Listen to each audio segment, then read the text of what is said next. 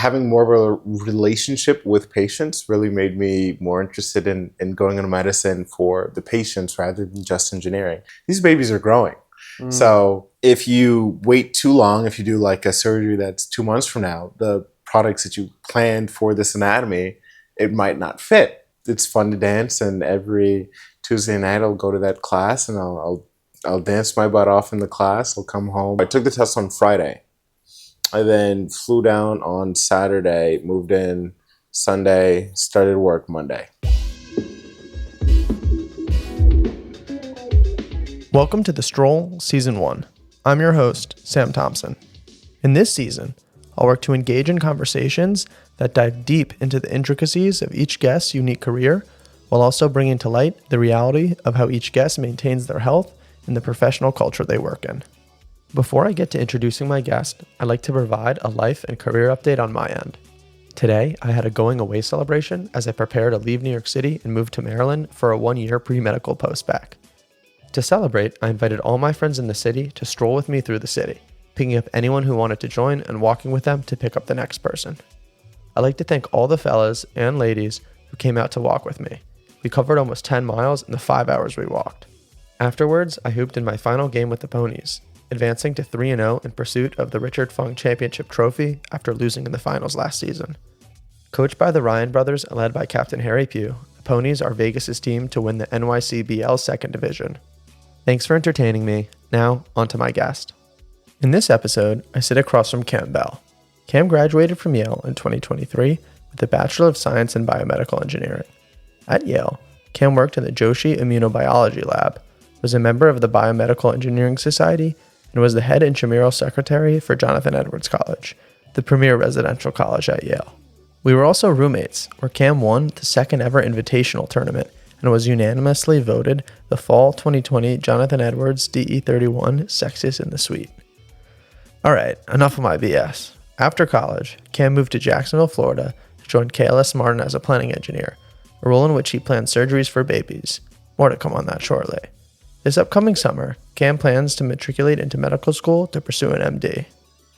If you're enjoying the podcast thus far, please take a moment to subscribe to stay updated and also support the podcast.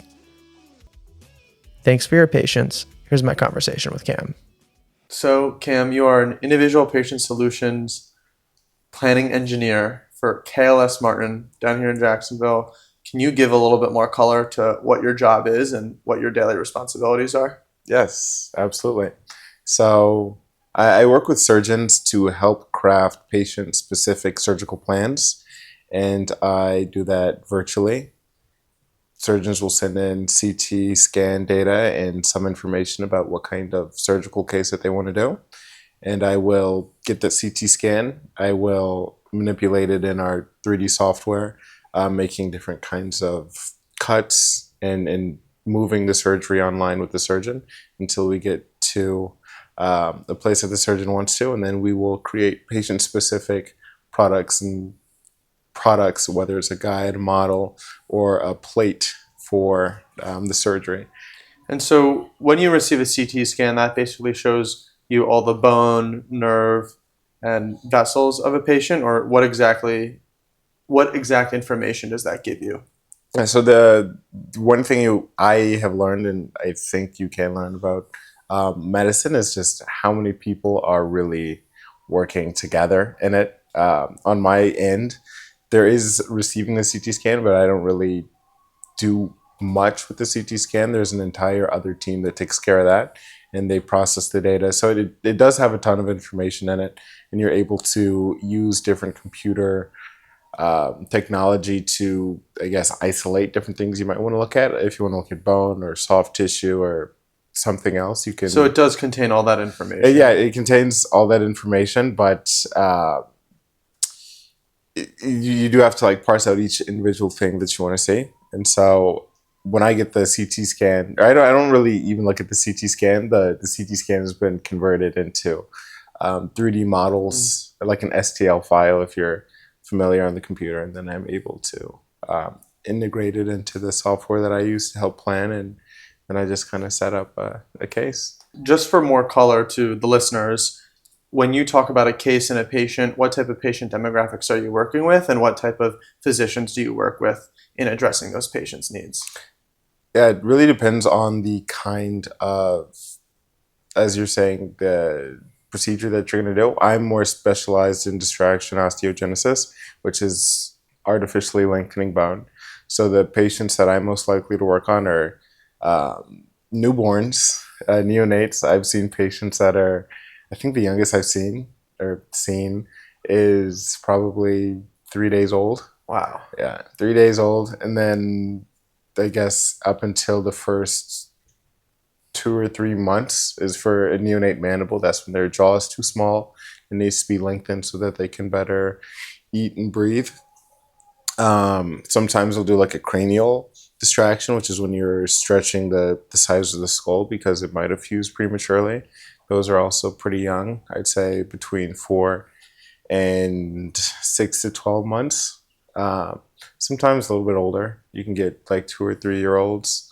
And then if I'm doing like a Lefort distraction, which is the bones of the face, like your maxilla, like moving that forward to. And what is your maxilla? Is that your upper jaw? Yes, it is your upper jaw. So there's like a Lefort 1, which is, I guess, just the upper jaw. You know when you're drawing a skull, you have that nose, where the nose would be. That's your piriform rim. If you go from, I guess, the most concave part of that out laterally, that's like a Lefort 1 movement. If you do a little bit higher, like up into the nose and all the way down to that area, that's more of a Lefort 2.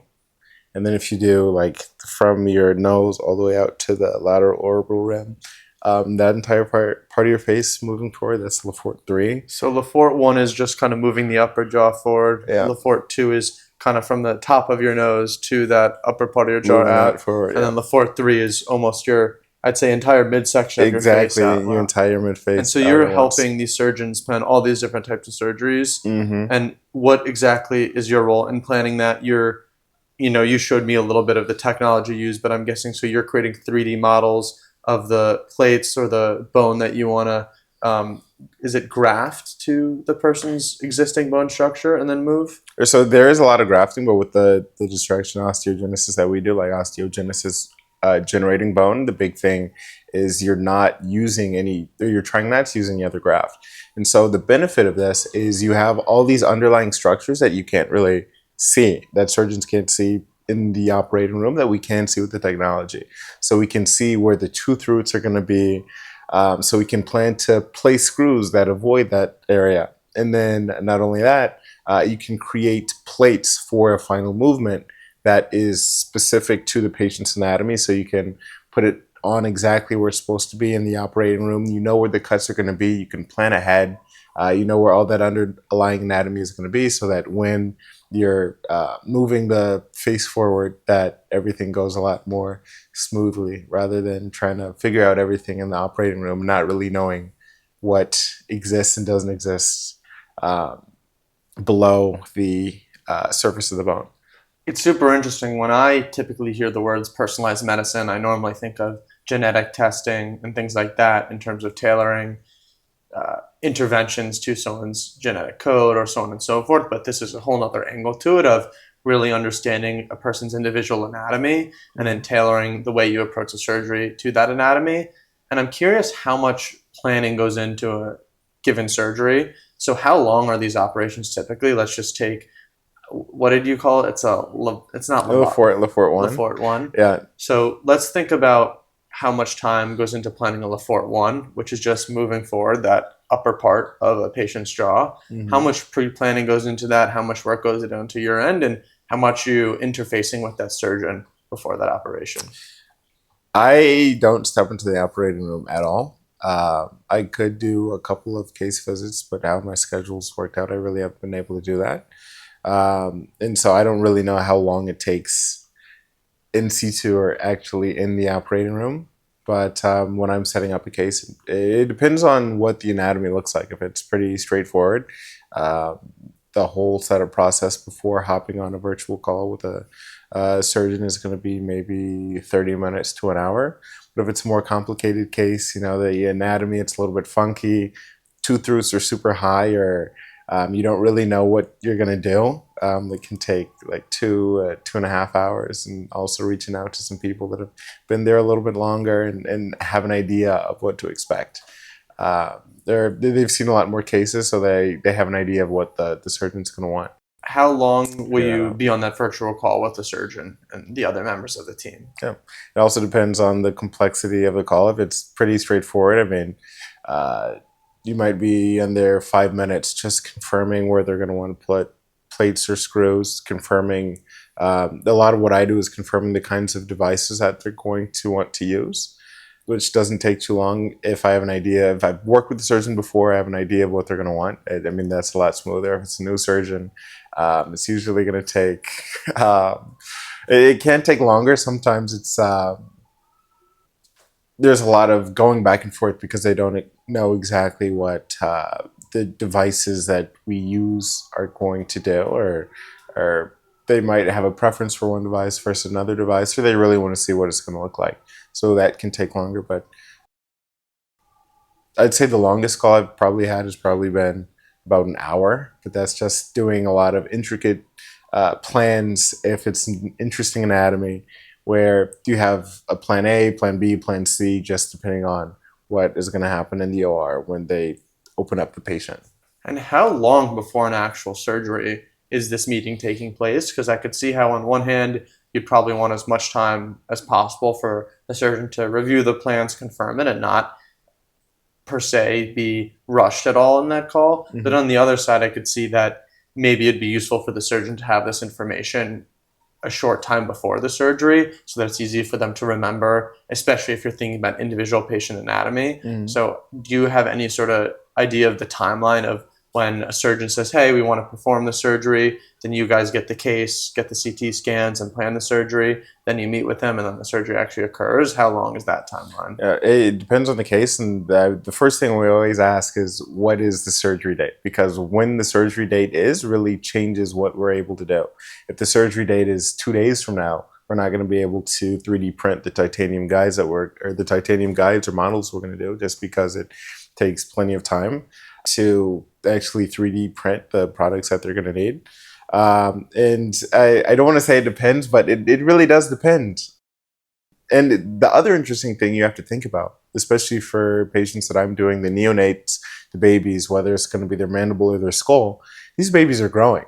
Mm. So if you wait too long, if you do like a surgery that's 2 months from now, the products that you planned for this anatomy, it might not fit.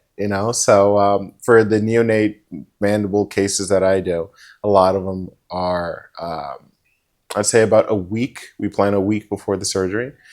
Sometimes if it's like a rush case, we might do it 2 or 3 days before, and they might not get all the products that we're going to do.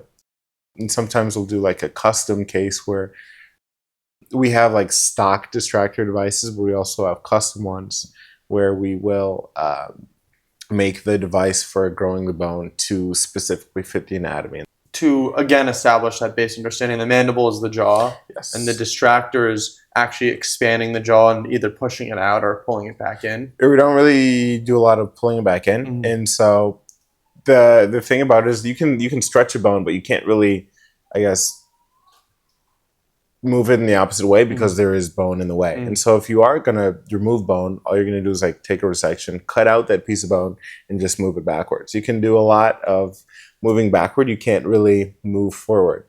And so that's why I did want to show you like a couple of these things. This isn't a kind of product that I did, but this is, you can see some sort of trauma, or there was like some cancer in this patient where we made we made a custom plate to fix the midface. There's some, like I said, deformity or cancer, so part of the midface had to be removed, and we were able to make this, I guess, plate to put in and to restructure that face.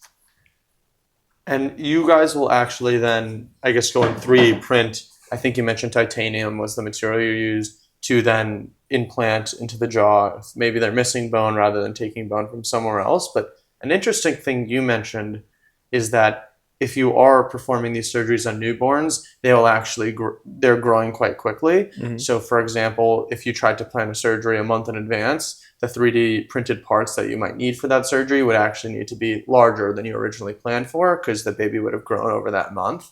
How does the continued growth of a patient, the baby in this case, affect how you might build those 3D printed objects? Because I can imagine once you put it in, if the baby continues to grow, that 3D object isn't going to grow along with the baby. So how does that work once, the surgery is completed and those parts are inside the patient? Yeah, that is my one qualm with the work that I do. It's that I really have no idea about in terms of how it changes once it's actually in the patient.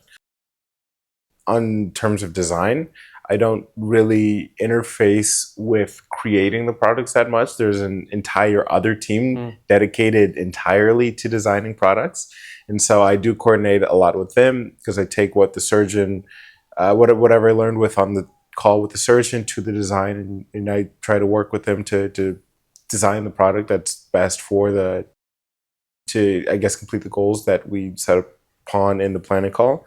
But I'm not really familiar with that aspect, and I'm not familiar with what it's actually like in the patient. And I do wish I did have a little bit of understanding of that, because I believe it would help me to think about that when I am making the plans and just trying to think ahead.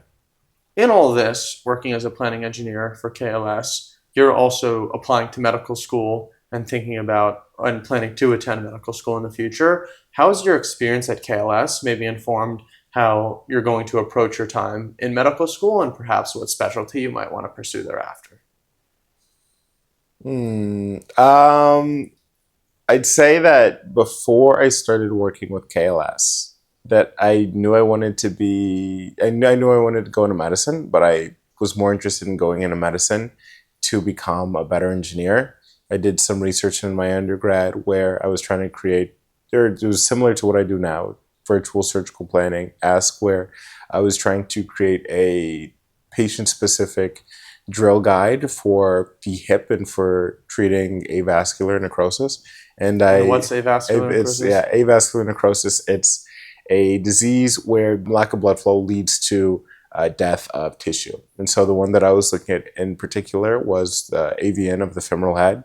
And so basically, lack of blood flow causes the head of the femur that's in the ball and socket joint to die, which is going to be ultimately treated with a hip replacement.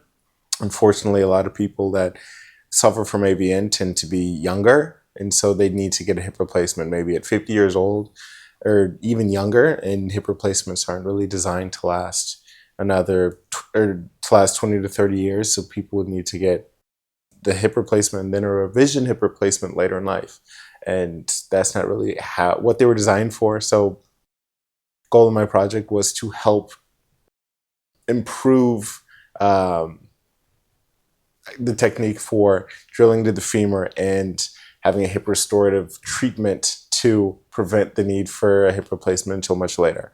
And so as a student researcher, I would see this and I'd say, okay, like it would make sense to maybe put the guide here or there, but until you can step into the OR and like look inside a patient and really understand what that anatomy looks like, I mean, as much as I wanted to help, I really couldn't understand what was going on. So that's why I wanted to go into medicine. I wanted to have that perspective of a doctor so that I could, make better devices and help patients out in that regard.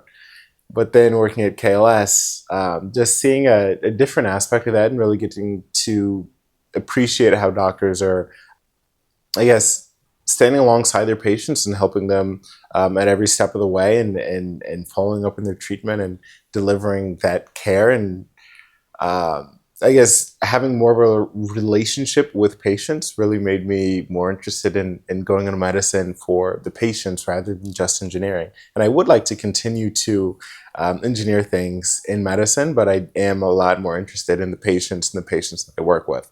And so before, while I was thinking of something surgical and maybe something in orthopedics, I've really been enchanted with plastic surgery, working with the face, the most salient characteristics of people. It's what I'm looking at right now. It's what you're looking at at me right now.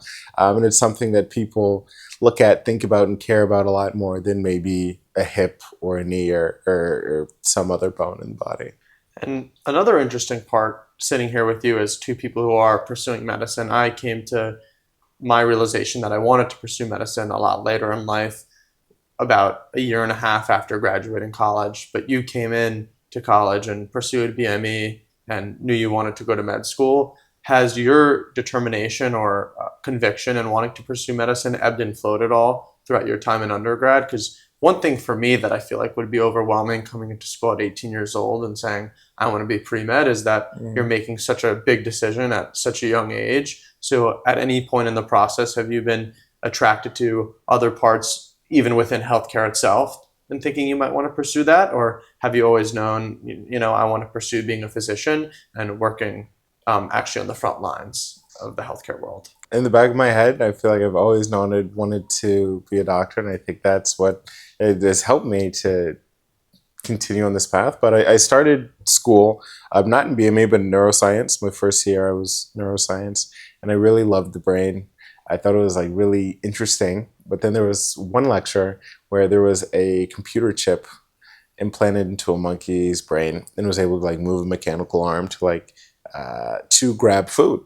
And I thought to myself, I don't know what that is, but that's what I want to do. And it turned out that was biomedical engineering. And so after my first year, I decided to go into biomedical engineering. One, because I was thinking that it was really interesting to me. And two, if I didn't do medicine, because of some of the things that you're saying, it's such a long process, I'm still in a field that is very related to it. And it's, I guess, looking at medicine from a different angle. It's not necessarily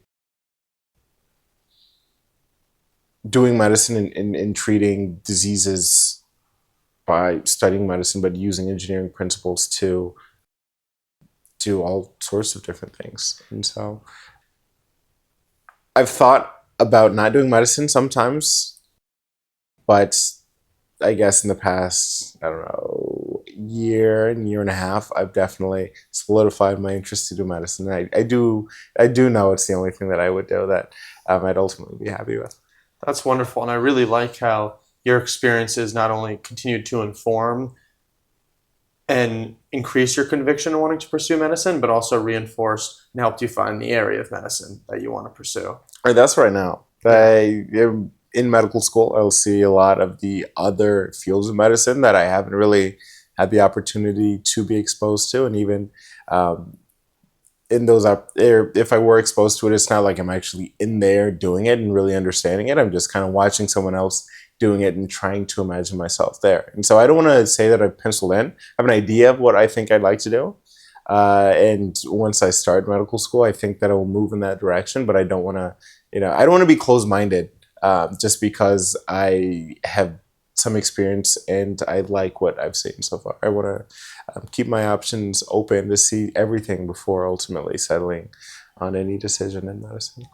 I'd say I'm definitely in the same boat of having an inkling of what I want to pursue. Mm-hmm. But again, that also goes to what I've had more exposure to, but also knowing that as you go through medical school and are on a bunch of different clinical rotations and you see such a wide breadth of fields, that will ultimately be the most valuable information that you get to make the decision of perhaps what specialty you want to pursue in residency. Mm-hmm.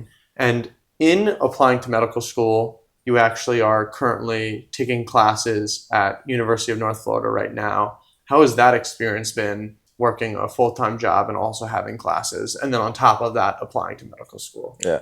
So I'd say I've definitely been a better student, like surprisingly. And now that I'm a full-time worker as well, and I think some of that is just I'm a little bit older, I'm a little bit more mature. And honestly, I know what I'm there for. I feel like before when I was in college with you, I was having a good time, and definitely I knew I was there to be studying, but I felt like because everyone was there to study, that I don't want to say it took a backseat, but I definitely wasn't as dialed in as I am now. I'm not exactly sure why that is, but I'd like to say it's just the maturity in the new year, where I'm a lot more excited about what I'm learning. Or I guess I appreciate what I'm learning a lot more. I guess the second go around, I saw where I didn't take advantage of resources before, and saying, I mean, it can be not the most fun to sit down and study, but I mean, after 5 minutes, like, oh yeah, this stuff is great, and then I just learning it, and then trying to, I guess, teach it is something that I think I've learned. Like, when I really know something, I always want to teach it and like share that information with someone else. And that's where I see the gaps in my knowledge. Also, the application process. I started taking biochem at UNF in January, and the application process to medical school, it's a long one.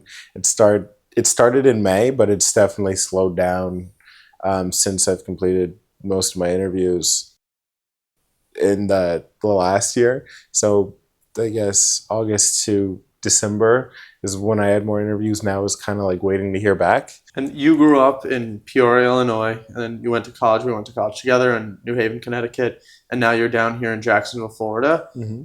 I would say the move down to Jacksonville from a student at Yale is very unusual and very unique. How has the move down here to Jacksonville been, and what are your favorite parts of being down here in Jacksonville? The move it was a little bit climatic. I remember I took the MCAT the Saturday before I moved. I flew down on that Sunday. Did I fly down? I think I flew down on Sunday. I took the test on Friday. I then flew down on Saturday, moved in Sunday, started work Monday. Wow. Yeah. So there was a lot going on, but I felt like I was going from an old life to a very new life. And so after I moved in, I was able to I started work, and I was able to, just kind of settle into a completely new life. And I feel like there was a lot going on, but it was very exciting for me, because I was starting, I feel like, a new phase of my life post studying for the MCAT, post college, and I was really excited for it. In this new place, it's Jacksonville, Florida. It's Florida. I was thinking it was going to be super warm, and it is pretty warm, and that's been the thing that I've liked most about it. How do you feel like, I wouldn't say it's perpetual summer, but always having maybe more consistent warm weather has enabled you to do in your life that you weren't perhaps able to do in New Haven or Peoria? I think I'm just happy to be outside and doing things that are outside more so than I ever have before. It's 80 degrees in March and in February, so I've been outside. I've been doing some running. I have golf clubs over there. I haven't played as much as I wanted to. But you're just afforded a lot more opportunities to do things outside that are active as opposed to being inside and cold. And so that's been the thing that I've done the most here in Jacksonville, the thing that I've appreciated the most. You can just go outside and feel great. Sun's out.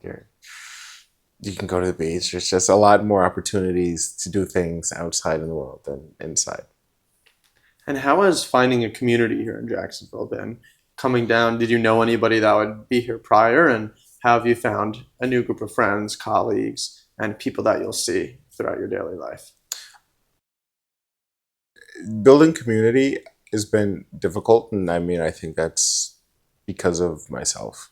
I knew that I wasn't going to be here long term, so I wasn't actively trying to build that community because I knew that this would just be a temporary thing. And so I have made friends mostly at work, a little bit outside of work, but I'd say for the most part, the friends that I've made have been at work. And then also I feel like we got a lot closer since I've moved down to Jacksonville.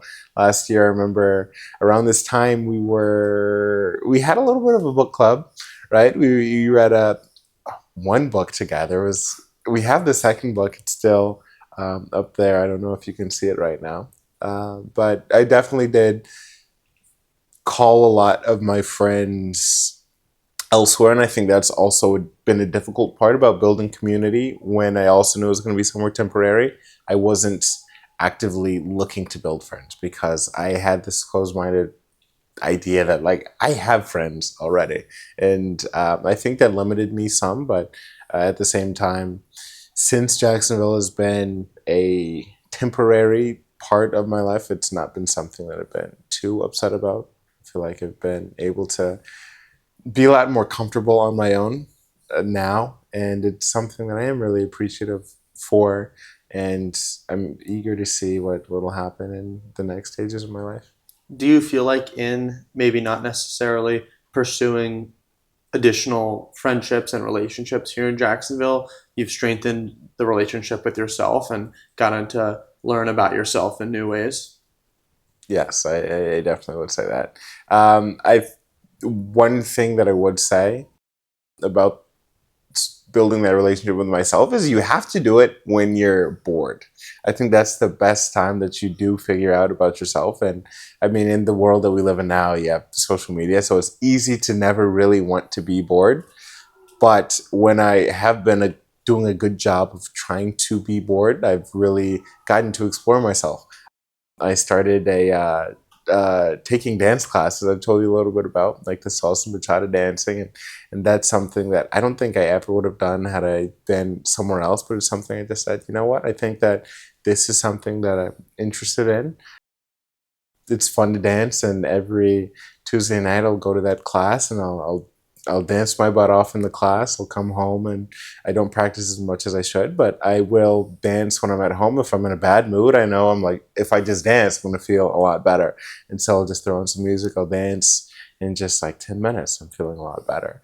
And I think that's something that I've learned about myself just from being here in Jacksonville on my own. And what additional hobbies have you picked up? Because I'm assuming that was a brand new hobby for you, dance. Yeah, so dance, and then I do some comedy as well. I do stand up. I want to say I did stand up because I'm not as active in the stand up community as I'd like to be, and I have tried to do stand up. I guess open mics here in Jax, but it's a little bit difficult with the older, or a lot of the comics that I'll see and go with are a lot older, and people that are at open mics tend to be other comics, and so it's like the same comics. It's hard to work on new material because it's like you heard this last night at the mic, and you want to get that authentic, that first time experience, and so that first time experience when I'm telling the joke. And if you already heard it, you have an idea of where I'm going to go with it. It's not there for me. I found that a little bit challenging, and then there are other hobbies that I've wanted to do besides comedy, besides dancing. But in terms of trying to balance work, applications to school, and everything else, it's just not really. I haven't had as much time to find new hobbies and really develop them as much as I could have. But the ones that I have had, I'm happy with how they've developed. You have a joke here that you want to stand up on Here. the podcast? I was actually thinking about one that I had written down somewhere in my notebook. I was talking. I don't. Long story short, no, I don't. But I do have, I guess, concepts of jokes that I've wanted to create, and so one of them is talking about food allergies, where I have friends with food allergies, and I'm scared of them, not because I'm actually scared of them, because I could kill them with a peanut, I'm scared that I will accidentally kill them. If I eat some nuts and I forgot about it, and I give them a hug, and then they go into anaphylactic shock, like that's a lot of pressure to have to think about all the foods that I've had to not kill them. And so that's an idea of it I have for a joke. The hard and fun part about teasing that out is just trying to figure that out. And so it's fun to do that on stage, but sometimes you're on stage, that pressure gets to you and you don't really think about it. So spending the time writing it, trying to flush it out is something that I need to do. I haven't really gotten to do as much as I have wanted to. And what is that creative process like in terms of coming up with a joke, or as you mentioned, a concept for a joke, and then actually turning it into a story that has, a setup and a punchline at the end? I think a big thing is you have to notice something and be like, you know what, like there's something funny in that. I started comedy because of one of my friends. We actually have a podcast also, Bits and Pieces Pod. That's kind of, or talking about that is kind of, I think, helped you, no, not helped you, but it's, I guess, been inspirational for you starting this podcast too, right? Yeah, I'd say, to be completely honest, my biggest inspiration was my older brother.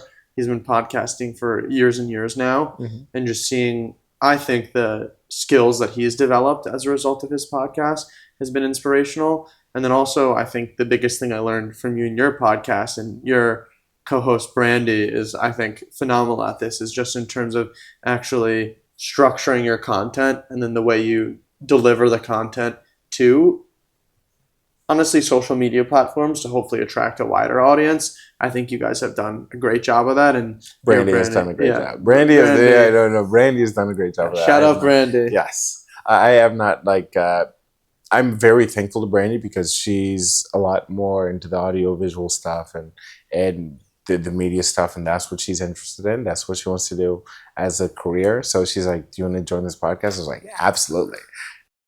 And so it's been a lot of fun. And I do want to answer your question about the podcast, but I am eager. What skills do you think you mentioned that you've seen in your brother that you'd like to develop through podcasting? And I think the number one thing, which also your podcast did inspire me to pursue my own, is honestly just putting yourself out there and realizing that if someone really doesn't like your podcast or your content, they'll probably just swipe away and never think about it again. Yep. And if people do like it and support it, then they might follow and engage with it.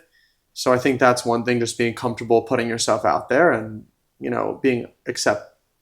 being comfortable with potentially being rejected or your content not being received in the way you might want it to be.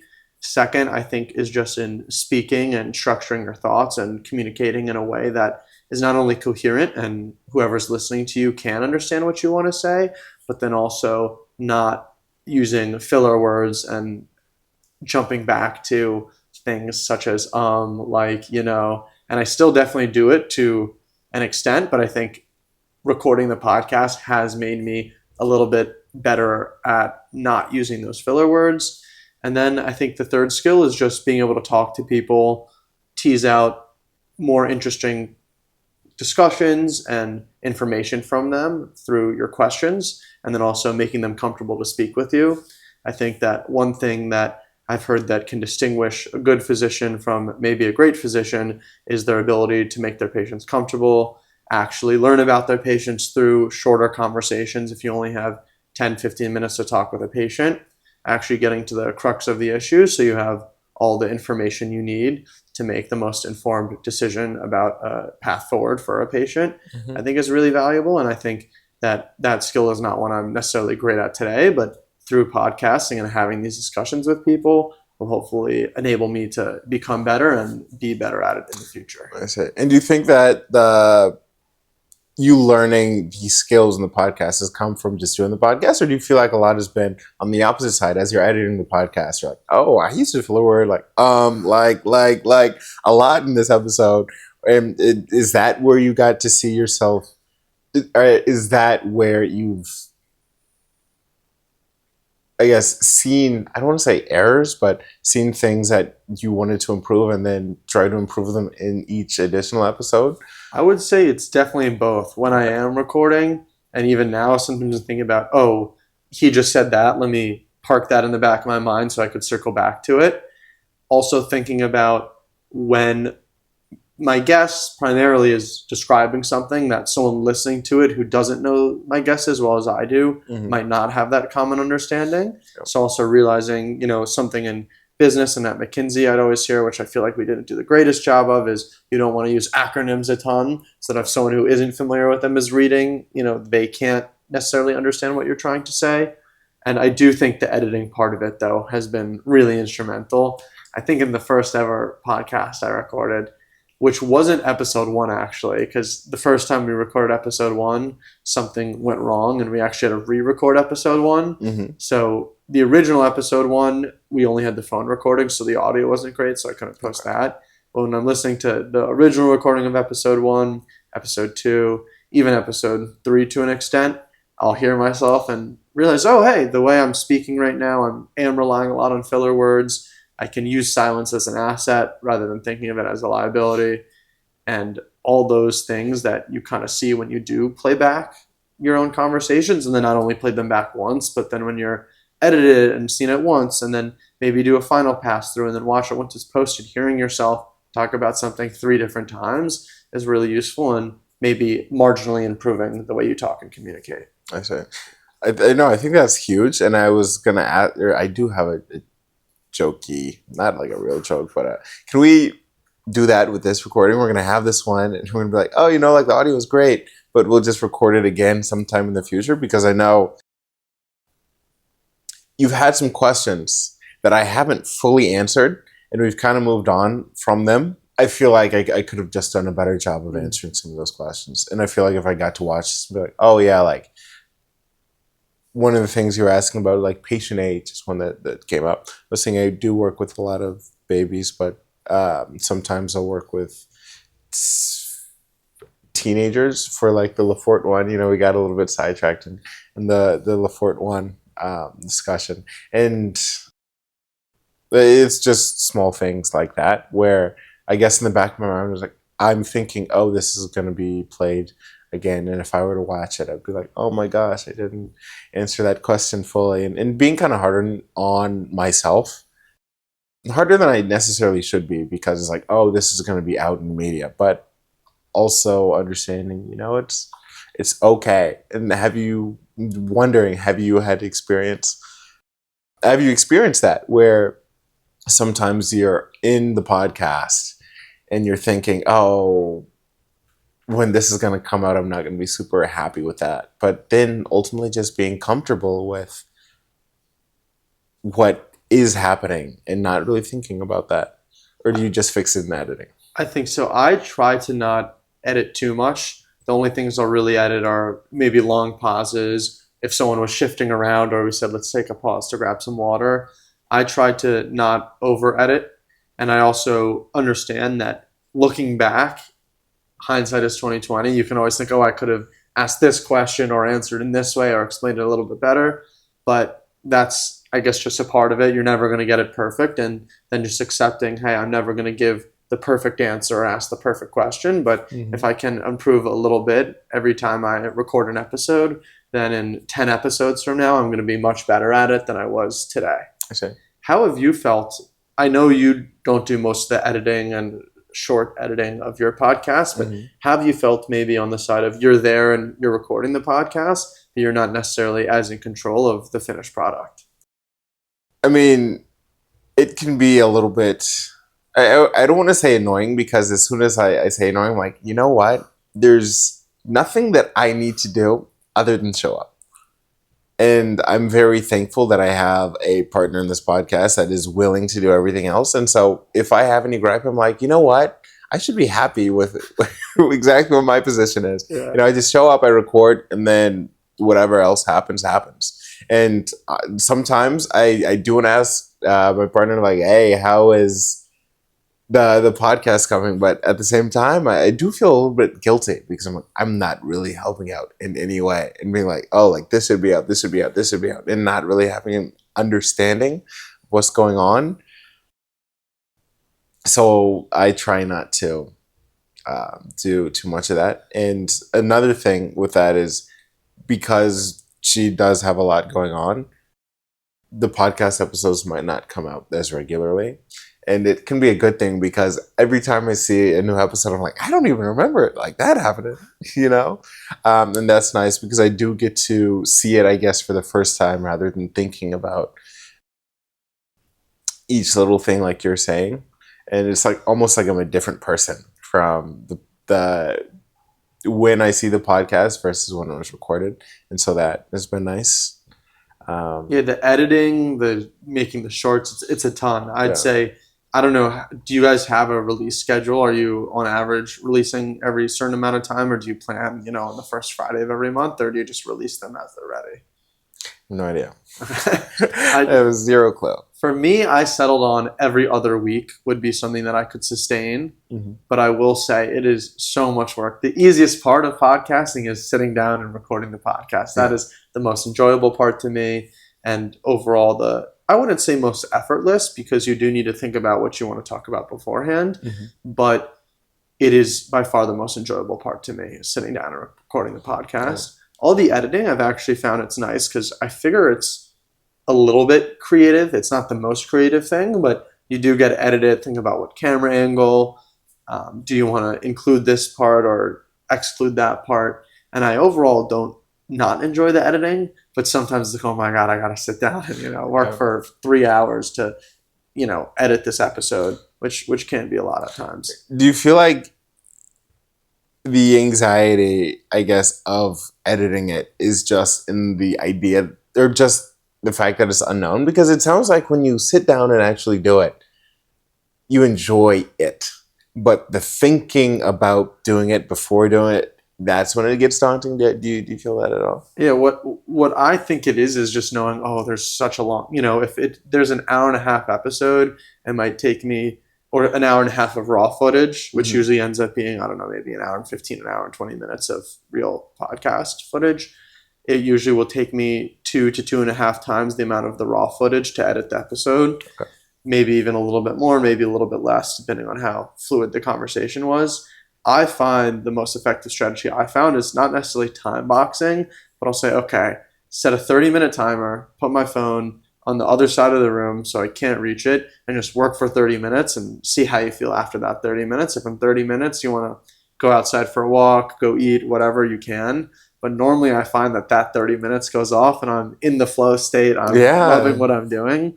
But it is almost daunting sometimes to sit down and be like, I don't want to work for 4 hours right now. Yeah. But I've become better at just acknowledging, hey, I can be very productive with 30, 45 minutes. Mm-hmm. And if I don't finish it all right now, that's completely okay. And where did you learn that? The timer? Yeah. I just found, and it actually started when I would clean my room. And I did this in college when my room was messy and it seemed like there was so much to clean and so much I wanted to do to clean it.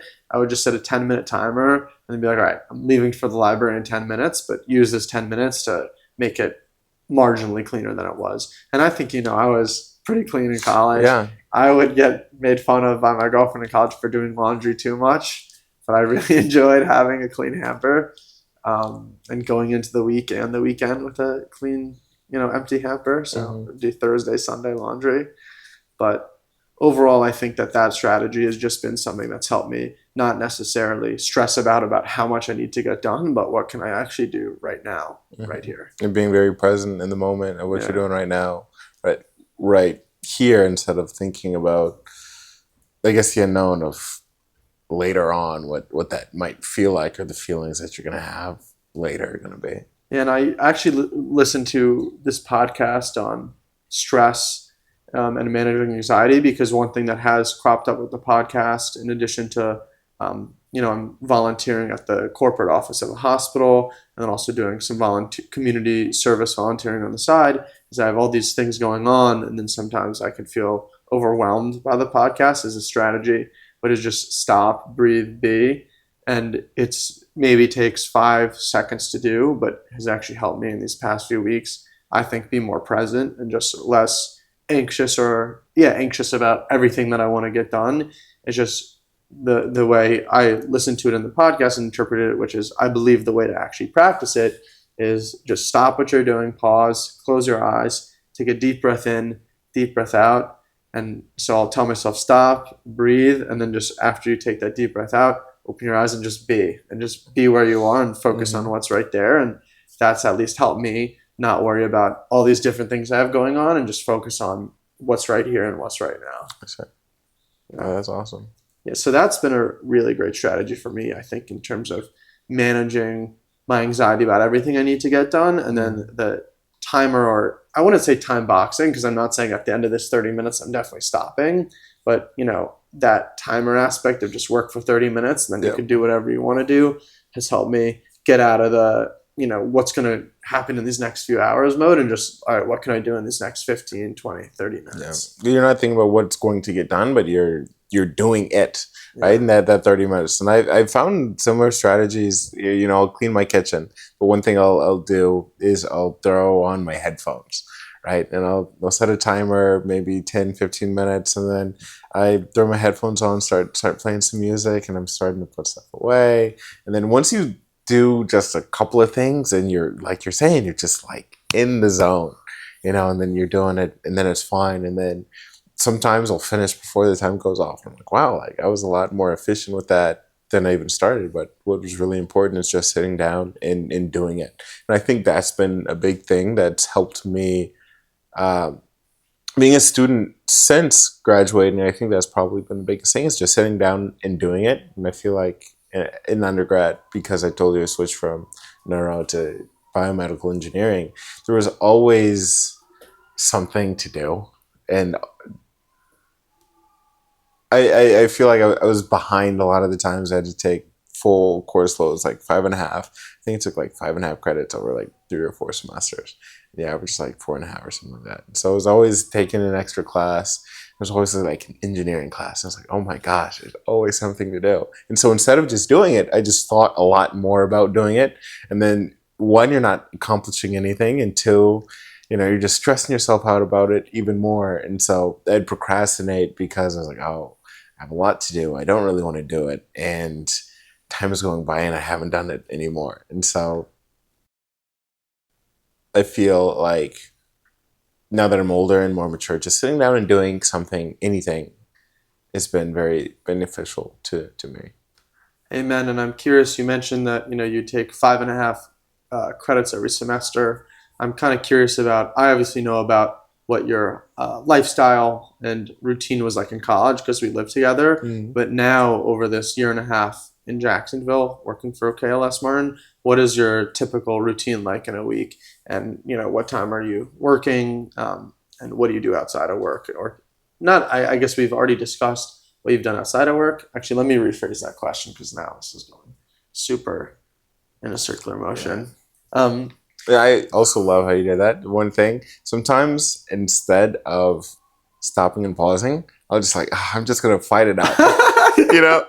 And instead of like stopping and really being like, okay, like I lost the point, I got to get back there. I'm like, okay, I'm just going to keep fighting against it, and hopefully I'll get back on track. But I did want to say that I love that. But thank you for that. Yeah.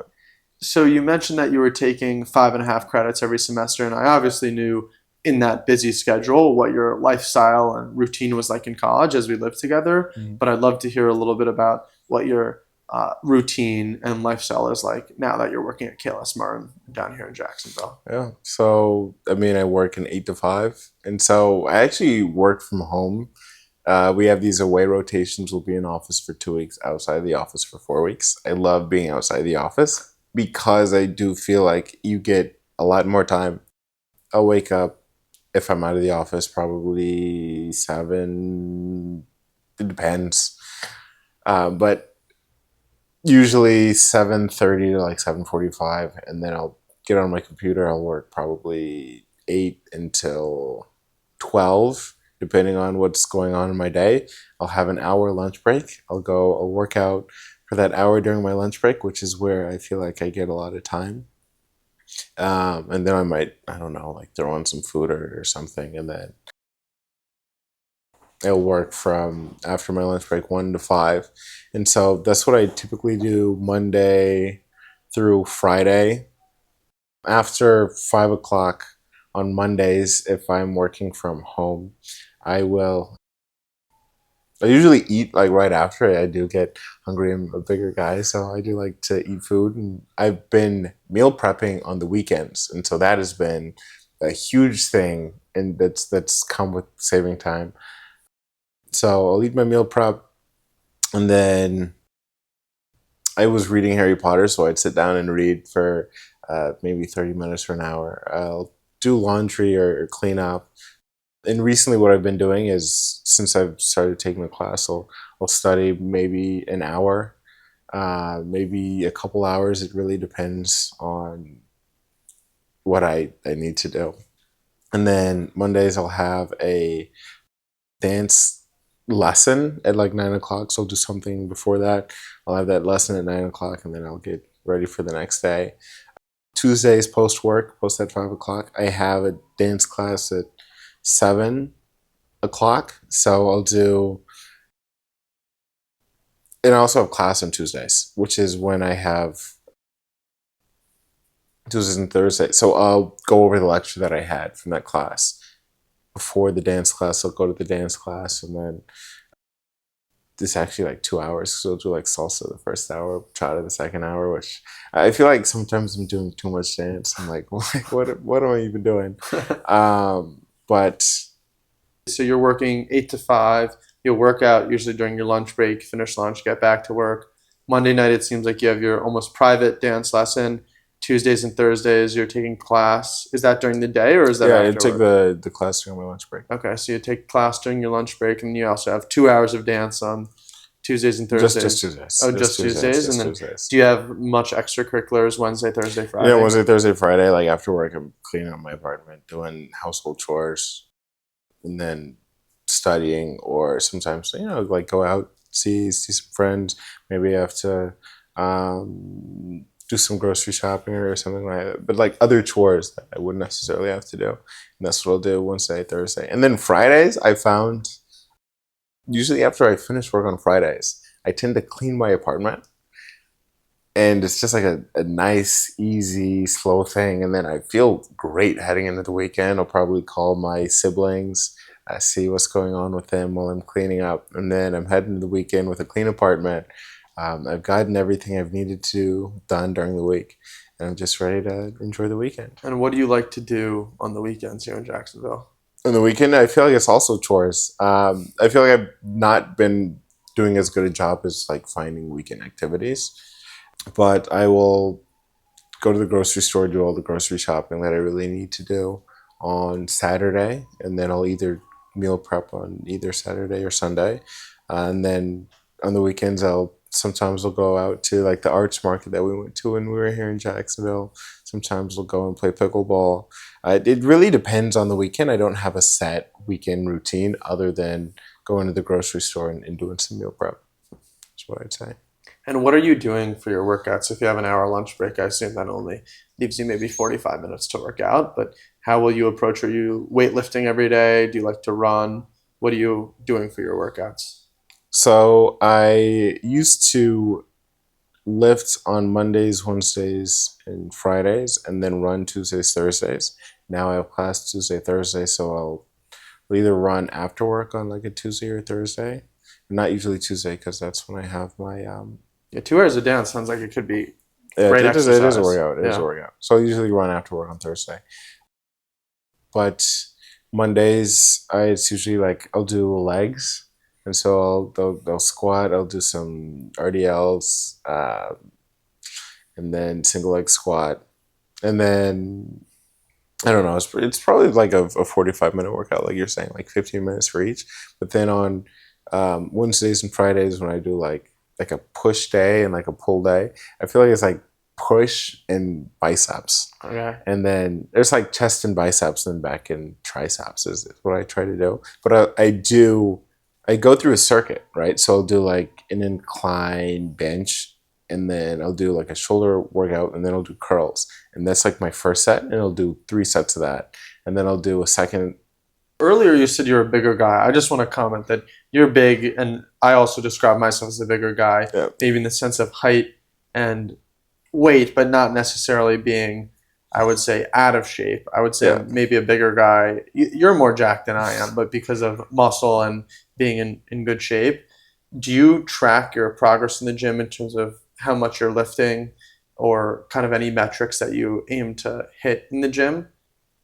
Not explicitly. I do look at the weight that I am moving, and I do try to have that increase. I think what's more important than actually, it is important to track what you're doing, but I feel like just the habit of doing it and knowing that, yes, I'm getting marginally stronger, that I'm happy with that. I know some people are very regimented about that, and maybe I think their goals are more set out than what mine are. But for me, I'm just saying working out I know is a good thing. Pushing myself is a good thing, and just trying to do that. And so I never do a weight that's lighter the previous time. Sometimes I'll do the same weight, but I do try to go to a heavier weight. For me, I used to try to track it very diligently, but now I just realize the more important thing I think to me is that I'm pushing myself, Mm-hmm. and I don't try to go to absolute failure to the point where, the bar is falling or I'm sacrificing my form, but try to get as many reps as I can get in with good form because I'm really wary of hurting myself. Yeah. I think that nothing is worse than an injury in the gym because then you can't work out for a given amount of time. Mm-hmm. Have you dealt with any injuries recently or anything along those lines? No, I'm also with you where I'm very scared of injuring myself. And so I probably could do a heavier weight, but I'm like, you know what? It's definitely not worth it if I were to injure myself. And and some of it is ignorance because I don't know what's realistic for like an injury, but I've been lucky enough not to have dealt with many injuries. And so like if I have something that's uncomfortable, I am like, okay, maybe I should not lift as hard, not lift as hard, but maybe I should be wary and just check on and seeing if I'm feeling okay. And if I'm not feeling okay, then I'm not going to push it, because what's better than pushing yourself through a workout is being able to go to the next workout, I think. Yeah, the funniest parts or some of the funniest situations we found ourselves in college was when we hurt our ankles. I hurt mine in club basketball and you hurt yours leading the JE intramural football team, I believe. But Yeah. The inability to just do simple things that arose right after those injuries was so funny. Just sitting on the couch with it like raised with ice. Yeah. Oh my God. And you're just so limited. And I mean, it'd be one thing if we were getting paid to do like some of those like activities and it was actually bringing in income there or something. When it is for leisure, you were getting paid for the IM secretary. You were a paid athlete. Yeah, it was probably the best job I'll ever have, to be 100% honest. Yes, it was nice, but I mean, there's other things that take precedent. Like, it's nice getting paid there, but I mean, I'm at school to be doing school. I'm not really there to be leading the IM football team as much fun as it is, and so just seeing us like limp around the suite or like gingerly walking and like, have you ate today? No, I couldn't even leave. My ankle's so swollen.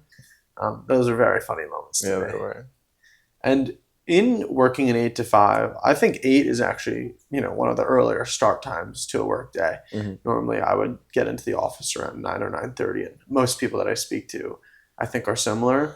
How have you really shifted your sleep schedule forward? Are you finding that you're able to get, an 8 hours of sleep, especially because you do get to end at 5, which is really nice. Yeah. That's a, dedicated 9-hour work day. Yeah, there are 8 hours plus like the hour of lunch. I try to get in bed at 10. It doesn't always work, so sometimes it's like 11 or later. I try not to. I'm very cognizant of the time, probably not as regimented as I could be, and that's probably because I'm like, there's some flexibility, and that's been something that I like flexibility, but I feel like I like flexibility because sometimes in trying to be super regimented, if something like doesn't work out, I can be like really hard on myself, and so I try not to be too rigid, but flexible and mindful of that. And so I do get in 8 hours of sleep most nights. I try not to get into bed after 11:30, but sometimes it happens, especially if I want to make sure that my kitchen is clean before I'm starting the next day tomorrow. But yeah, I'm probably in bed most nights 11:30 at the latest, and then sleep till that sounds like a great routine. And what about nutrition? Are you super cognizant of kind of maybe the macros in the food you're meal prepping, or do you find it's maybe pretty easy to achieve macros if you're being pretty heavy on your protein sources and just filling in the rest? I don't look at my macros at all. I eat a lot of chicken, and I figure if I should be getting in my protein. If I'm not, then it's not as bad as if I weren't like eating protein at all. I'm eating like 2 to 3 chicken breasts or thighs a day. So I don't really need more protein than that is what I think. And then in terms of like my other, I guess, parts of food that I'm eating, I'll eat a lot of vegetables. It's usually like chicken and some sort of vegetable is what I eat. I could eat more carbs I think is the one thing. And so I'll do rice or something like that. But living in Florida, you gotta have that summer body. So unfortunately, I have cut out carbs probably more than I should have. Interesting. Yeah, I think that meal prep, it seems very easy to prep your protein and carbs, but I don't think vegetables maybe hold as well. I think fresh vegetables are just incredible, but maybe vegetables that were made like 2 or 3 days ago, if you meal prep on Sunday and then you're getting home on Thursday, that the vegetables might not be as easy to meal prep. Have you found that? My meal prep will usually last 3 days, probably because I really like food. I there should be enough for a week, but after 3 days, you're in great shape though. It's not like you're overeating. Yeah, no, I try to be cognizant of what it is that I'm eating. It's a lot easier to say no once at the grocery store than every single day having to say no if you have something like unhealthy in the fridge. So I don't even buy it at the grocery store. So I'll meal prep like the 3 days worth or like a week's worth. It'll last me 3 days, and because it's just like chicken and vegetables, I feel a lot better about it as opposed to eating or just like having other unhealthy foods in my house all the time. And switching gears here to something that maybe I'm more curious about, I feel like a big part of post-grad and leaving college and being, at least for me, in like New York City, and what a lot of my friends and I will talk about is the dating scene in New York City, and maybe how difficult it is sometimes. In the first episode of the podcast, we discussed a little bit how it's a little bit harder to find sober activities to do with girls if you are dating. How have you found the dating scene is in Jacksonville? And I'm not sure if you're sober or not, and how that might play into it. I drink socially, to answer that question, but I try not to drink that much because it is not the best thing for you, especially if you're doing that every time you're hanging out with someone. It's like, am I really enjoying them or am I enjoying the alcohol? And so they drink socially. The dating scene, I've been dating on and off. I'm not really looking for a long-term partner because I'm here in Jacksonville short term. And so I think dating is a fun thing you can do. You can learn about yourself and like what you like in a partner. And so I have done some dating in Jacksonville, and every time I date, it's a lot of fun, but it also like takes up a lot of time and money. And so I think it's there, but it's not something that I've been super hunky-dory about. Or whenever I've been dating, I'm like, I shouldn't really be dating. But then, sometimes you're not dating. It's like, it'd be nice to, go out and not just feel like I'm coming home every day reading Harry Potter, doing dance class or studying, and so. And are you meeting women potentially at the beach, at work, out and about, online dating? How have you found like the main mechanism to actually get out there and meet people is? Yeah. So some online dating, sometimes going out at work. It has happened. It's not, I'm not like pro that. It's happened. And I want to say unfortunately, but it's not unfortunate to date someone. It's just like, I don't know. I like to keep work separate from a lot of what's going on, just because things can get easily complicated, and I don't like things complicated. I like them like pretty easy, separated. Yeah. And I thought maybe at my dance class I might meet someone, but no one in my dance class is. I don't know how old these people are, but no one is like really in my age range, I'd say. And so you must be the belle of the ball then. Yeah. The Cambella of the dance ball, yeah. I will say, and it's so nice to dance with ladies. Sometimes I don't think I'm that good of a dancer, but a lot of times I'll get the confidence of like, oh, you're a really good dancer. I'm like, okay, thank you. But I do, when I am dancing, like I do kind of, I don't want to say over the top, but I'm there to be sexy. This is what you're looking forward to on Tuesday night. I'm looking forward to this on Tuesday night. Every time you dance with me, it's going to be a good, sexy time. And we're both going to enjoy it a lot. I don't know. Because you have to be very cognizant of how you're dancing with and dancing is super intimate as well. It is inherently an intimate activity. It is. And the more as I've danced more, the more I've learned. There's so many things that you need to pay attention to, where you can only be thinking about the steps that you need to make. But a big part about dancing, and where I've realized you have to do a lot of thinking is I have to know where I need to be, but I also need to know where you're going to be. And I have to be in tune with how you're moving your body to know what steps or what moves that you're capable of, that I'm also capable of leading you through. And there's just a lot of thinking that goes into dancing, a lot more than I realized before. But when you are like in that state and when you're not really thinking about it and you're just dancing and feeling the music, it is the best feeling in the world. And on the opposite side, when I've had my teacher lead me through the dances, I have never felt like so amazing because you don't have to think about what's going on at all. You're just being moved and you're like, I feel like I can really dance. And so that's what I want to, that's like a reason that I've stuck with dancing. I'm like, I want to be able to lead someone like my teacher can lead me because it's the best feeling in the world. And one of the best feelings in the world, yeah.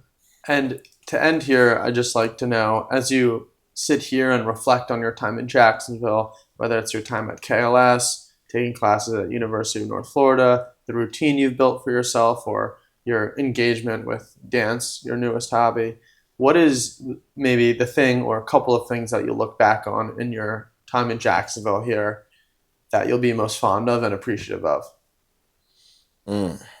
I want to say it all, but that's not really answering your question. Firstly, I'd say learning about plastic surgery through KLS Martin. It's really been something that I didn't know a lot about before, but it's been something that I think I'd like to do in my future. So I'll be very thankful for that. Two, being able to live on my own. I mean, I grew up in a big family. I was used to always talking or having someone else in the house. And I'm sure you also saw that in the suite. You know, I'd be quite social with a lot of people in the suite or outside of the suite.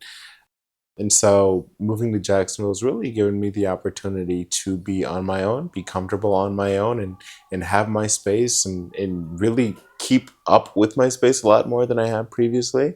So I'm going to be thankful for that.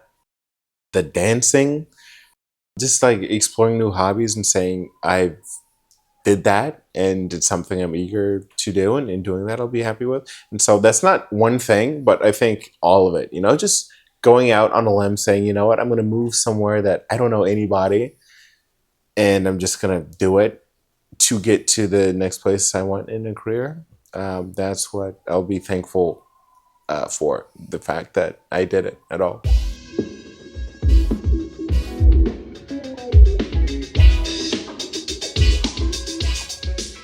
Thank you for listening to this episode of The Stroll. If you like this episode and would like to be in the loop for future episodes while also supporting the podcast, please subscribe to the podcast here and follow the podcast on social media for updates. Our Instagram, TikTok, and YouTube are the Stroll_podcast, and our X account is the Stroll_pod. I'd like to give another big thank you to Cam for coming on the podcast and talking with me like we always do. Thank you again for listening. Much love, one love.